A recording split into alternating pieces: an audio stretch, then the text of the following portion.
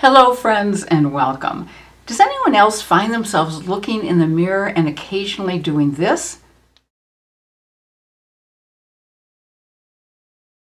Well, I certainly do. And yes, for many of us, that once sharp and defined jawline we used to have has gone the way of the mimeograph machine and transistor radio.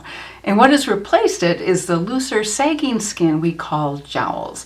Well, if it's any comfort, we're not alone, because as our skin ages, it starts to lose some of the compounds that helped keep its shape, specifically the fat and connective tissue proteins elastin and collagen. So in today's video, I'm going to share many options for dealing with jowls, including the easiest and least expensive option, which is makeup. If you're new to this channel, welcome. My name is Elise, and as an over 50 makeup artist, my passion is helping those of us with mature skin feel seen, celebrated, and supported. So on this channel, you'll find makeup tips, techniques, and products that can help us look and feel on the outside how we feel on the inside. So if this is a journey that resonates with you, be sure to hit that subscribe button before you leave today. Before we talk about the makeup and makeup techniques that can help us deal with jowls, I first want to briefly mention other options that can make a difference. Since the changes in our skin are what contribute most to the development of jowls, maintaining our skin integrity is extremely important. It won't prevent jowls, but it can slow the process. This means protecting our skin from UV radiation and pollution with regular use of sunscreen and the regular application of topical retinol products. Since lack of sleep, stress, diet, and weight fluctuation can also definitely impact our skin, doing what we can to reduce stress, to exercise, and to avoid as much salt, sugar, and processed food is a key as well. And here's an interesting connection. Poor diet causes inflammation, which can cause an excess of lymphatic fluid, which can weigh down our skin, including the skin around our jawline. So doing what we can to drain that lymphatic fluid through facial massage or the practice of gua sha can make a difference. And in addition to helping our skin, gua sha can also be a wonderful relaxation technique as well. If you're unfamiliar with gua sha, I've included a link in the description box to a video I did which demonstrates gua sha techniques. Some research shows that facial exercises can help reduce the appearance and the severity of jowls by making the facial, jaw, and neck muscles better able to hold their shape. A 2021 review of research concluded there is a limited evidence that facial exercises can aid with facial rejuvenation. However, many studies did have positive outcomes, so the evidence is really mixed. But if you're interested in giving facial exercises a try, I've also put a link to a video demonstrating several face yoga exercises specifically for the jowl area. And of course, there are also in-office services through dermatologists and plastic surgeons, which can add volume or reduce volume, which can help jowls look less prominent. These treatments can involve filler, Botox, and a variety of different fat reduction options, such as Kybella, liposuction, radiofrequency microneedling, or ultrasound therapy. If you're interested in learning more about these in-office procedures, I've put a link in the description box below to a really good video from dermatologist Dr. Sam Ellis called How to Fix Jowls. The research I've done on jowls ultimately reveals that the most effective in-office procedure for dealing with jowls is a facelift. But now let's take a look at the easiest and least expensive option, makeup. There are two things we can do with makeup to minimize the look of jowls. Now, you certainly don't have to do both of these things, since either of these makeup techniques can help, but doing both can make the biggest difference in minimizing the look of our jowls. The first thing we can do with makeup is to contour our skin. We can contour with a concealer, foundation, or a specific contour stick that is 1 to 2 shades deeper than our skin tone. I personally think it's easiest to use a stick contour so we can get a more precise application. By using contour, we're using the principles of color theory to help shape our face. Because contour is darker than our skin tone, it helps areas of our face recede, so those areas look less prominent and are therefore less noticeable. If you have dry skin, it's best to use a cream contour, but if you have oily skin, powder contour will be your best friend. And it's very important to use a contour which glides on easily and is very blendable, so the contour can be easily blended into the face and therefore not look quite so obvious. Benefit's Hoola Powder Bronzer is a longtime cult favorite for good reason. And 4 excellent cream contours are from the brands Rare Beauty, M Cosmetics, Westman Atelier, and Makeup Revolution. Here are the Rare Beauty and M Cosmetics contour sticks. This is one from Westman Atelier in the shade Biscuit, and these are the light and medium shades from a drugstore company, Makeup Revolution. And a 5th really good one is from Huda Beauty. As always, I've included links to all of these products in the description box below. The first place to apply the contour is under the cheekbones in an upward sweep toward the ear. This helps give definition to the face and make the cheekbones more prominent. And by making the cheekbones more prominent, you're drawing attention to the cheekbones, which takes attention away from our jowls. I'm going to use the Rare Beauty Stick Contour in the shade Good Energy and only apply it on one side of my face so we can look at the differences contour makes later in the video.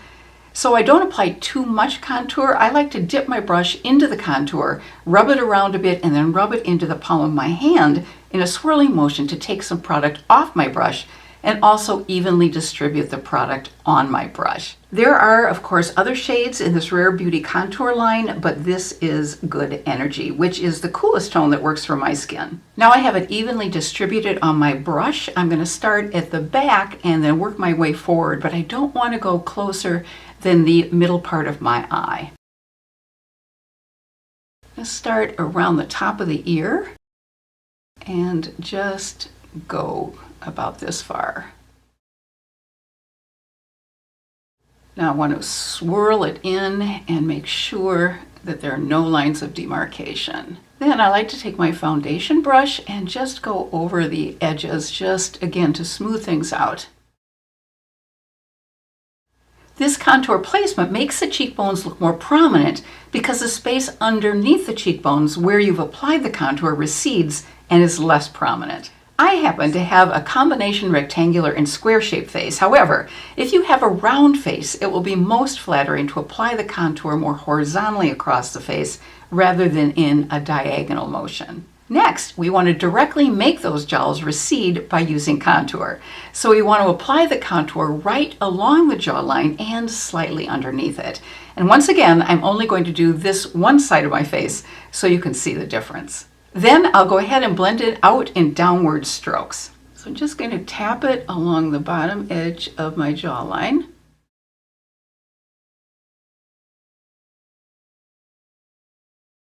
Like so. And then I'll use my brush to bring it downward. And one of the things about this particular contour, as well as the other ones I mentioned, is that it blends out so easily. And you really want that for contour because that means it's going to be so much easier to have it just blend into your skin so it looks more natural.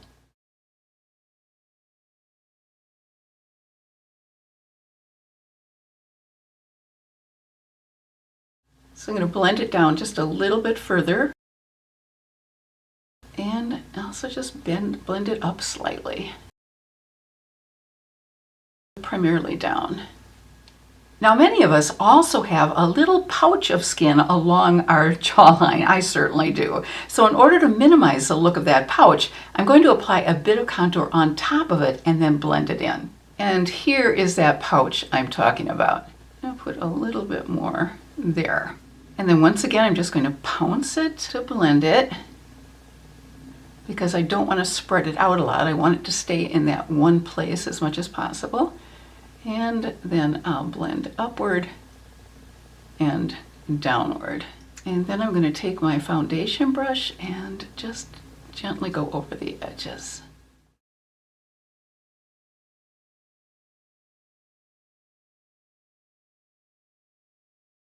And I'm going to do that along the edge of my neck as well. What we don't want is a noticeable stripe anywhere on our face or neck.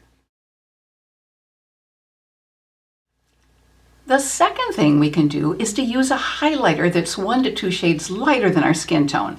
This will give the illusion of lifting the face and thus draw attention away from our jowls. 2 stick highlighters that I think work especially well are from NYX and Doll 10. NYX makes these wonderful Pro Fix sticks in a real variety of colors. And what I love about them is that they're thin, so you can be very precise in your application. The NYX sticks come in 6 color correcting shades and 18 concealer shades, so it's really easy to find a good match. And this is actually an eye product, but I love multitasking with makeup, and it can definitely be used as a highlighter as well. And then of course you can also use just regular concealer. This is from e.l.f. and it's their Hydrating Camo Concealer, which works wonderfully. However, it does have a huge doe foot applicator, so I like to use a thinner brush to apply it when I use it as a contour highlight. We want to choose a highlighter that's 1 to 2 shades lighter than our skin tone. And once again, the placement of this highlighter is key. We want to take it from the side of the nose upward as well as from the edge of the lip upward. I have the 2 colors Light and Fair. Let me swatch them for you. Fair is at the top and Light is underneath it, and Light is a pretty good match for my skin tone. Fair is definitely lighter, so that's what I'm going to go with. And by the way, if my hand looked a little dirty, that was the leftover contour from when I swirled it on the back of my hand.